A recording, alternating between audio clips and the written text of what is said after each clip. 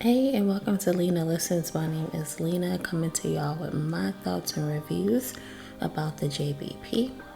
For starters, I want to acknowledge Flip and his energy. You don't realize how much is needed until he turns up, especially after being silent for so long. He was on go from start to finish, and so was Imani. We'll get into it shortly. The guy started talking about all of the different think pieces and narratives that are out there, and Joe said that they're on him now, that they're on to him now. On to him about acting oblivious to the narratives and all of the different stories. I've been seeing it. I've literally been seeing that though, that they're probably looking at their phones, cracking up at everything that's being posted. Now, granted, there may be some real turmoil going on, but some stuff may be totally left field. A little birdie used to always say, the lie is always more entertaining than the truth. If you know, you know. Quite a few things I want to touch on here today, starting with Freeze. So, if you watched any of my previous videos, you would have heard me say, y'all being too hard on Ice. Ice just comes to work and does his job, leave it be, stuff like that, right? But today, man, I couldn't help but to notice how tight he was getting over the treadmill segment. Not gonna lie, it was funny. It wasn't that deep to me. Like, he said he don't care, but his face be saying otherwise, and it's okay to feel how you feel. Just know everyone has their day up there. Everyone laughs at everyone getting joked on. It comes with the territory. Y'all be up there potting for hella hours at a time. Someone is bound to catch these jokes, or all of y'all. Ish does that too. Like, he'll get super serious in the face, and I'd be like, come on, y'all. That's what I be thinking. Even Flip said, look, Ish be making the big mama face. And everyone knows what that face is, and it's true. Listen, be able to get joked on, especially if you can show all 32 while cracking up at someone else. I don't mean no harm, it's just an obvious observation, to me anyway. Now, moving on over to the 1v1 with Imani and Flip. ISO on them, please. Because Flip mentioned Imani's time with the catheter, and Imani's comeback was good. He made a great point. Check it out. But I had that shit for like 6 weeks, almost 7 weeks. Ooh. Still came up here. I still talked. You did. I still sat here. I still got shit done. I ain't had no excuses about why I couldn't show up and do what I needed to do. True. I sat here. I'm about to get you. Imani potted through the uncomfort, literally. And Flip said that Imani doesn't have the same worries and concerns as he does because he has a family to go home to, etc. I'm paraphrasing, but this is basically what he was saying. Two things can be true at once. The circumstances are for sure different, but look how each person handled their gray cloud moment. And I know Imani had some moments where he snapped on people, so please don't think I don't see both sides here, because I do. Please refer to my intro video. I give unbiased opinions every time. What I've mentioned in a previous video was that Imani was going to become the new Mel while she's not here. And I'm starting to see it. It's starting to begin right before our eyes. Almost everything I said in that video is being displayed right before us. I'll link that video at the end of this one in case you missed it. Let's stay right here on Imani for a second though. I agree with this take on the 6 kids conversation. That entire conversation almost gave me a headache. The conversation was basically about a wife accepting the fact that her husband has to take care and move in all 6 of his kids prior to her.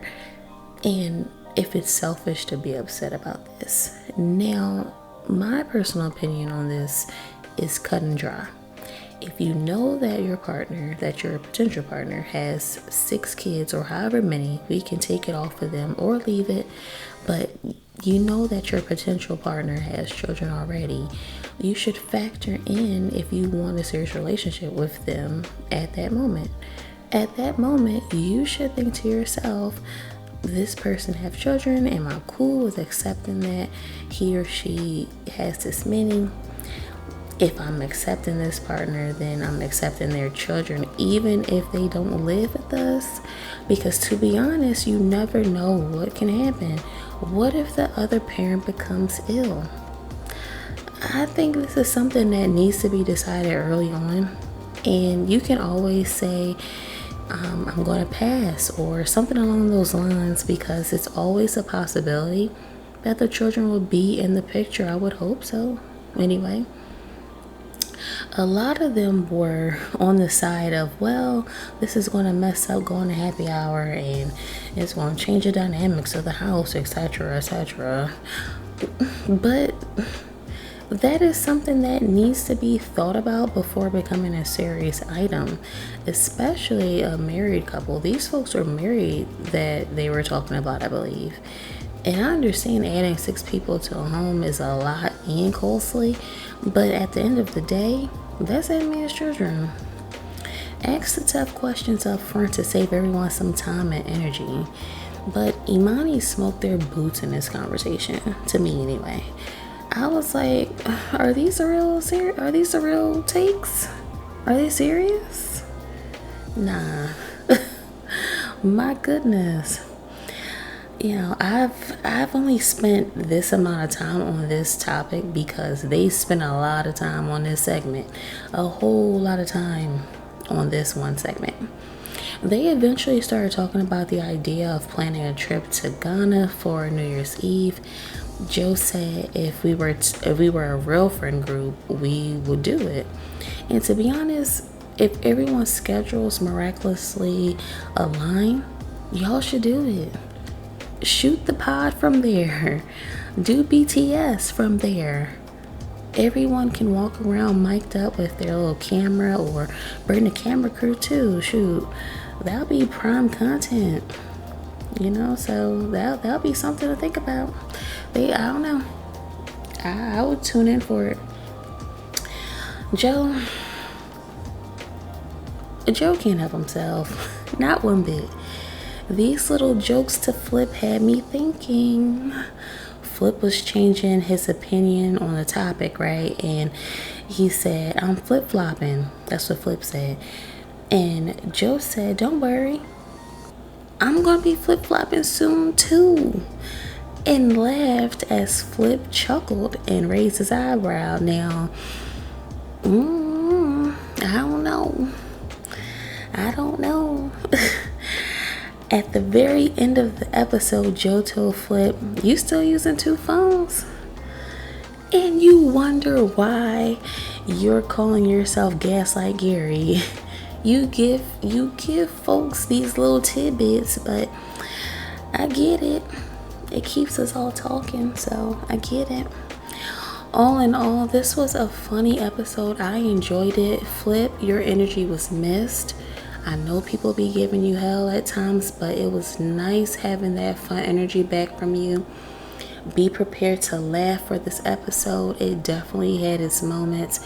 When Park said he wasn't possessed, he was on PCP, I was cracking up. This was from Imani saying a guy became possessed while watching The Conjuring. They was on straight BS, y'all, and I was here for it. Let me know what were some of your key takeaways from the episode. Also, were you happy to get a rejuvenated Flip bag? The comments seemed a little divided, the Patreon comments that is, but let me know what you thought. Until next time, y'all. Bye.